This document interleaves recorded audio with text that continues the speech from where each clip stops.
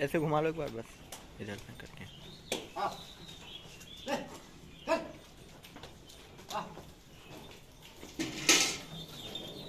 रुकना, ऐसे रुकना।